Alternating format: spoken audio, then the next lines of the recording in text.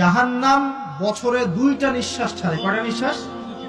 একটা নিঃশ্বাস গ্রীষ্মকালে যখন প্রচন্ড দাবদাহ চলে, ওইটা হচ্ছে জাহান্নামের নিঃশ্বাসের ফসল। ওই প্রভাবে পৃথিবীতে এরকম দাবদাহ চলে। এই সায়েন্স বিশ্বাস করবে? করবে না। ওর বিশ্বাসের আমার যায় আসে না। আল্লাহ পাক বলেছেন সত্য, রাসূল বলেছেন সত্য। আরেকটা হচ্ছে শীতকালে যখন প্রচন্ড ঠান্ডা, তখন শীতকালে জাহান্নামের এমন একটা জায়গা আছে যেটা কিন্তু শীতল জায়গা। জাহান্নামের পুরো জায়গাটাই কিন্তু আগুন নয়, এমনও জায়গা আছে যেটা কি খুব শীতল। ওই শীতল অংশ শ্বাস ছাড়লে এই যে পৃথিবীতে এই শীতের একটা প্রভাব চলে আসে, প্রচন্ড ঠান্ডা শৈত্যপ্রবাহ চলে আসে। এটা হয়তো অনেকে বিশ্বাস করবে না, মনে করবে যে ধর্মান্ধ কথাবার্তা।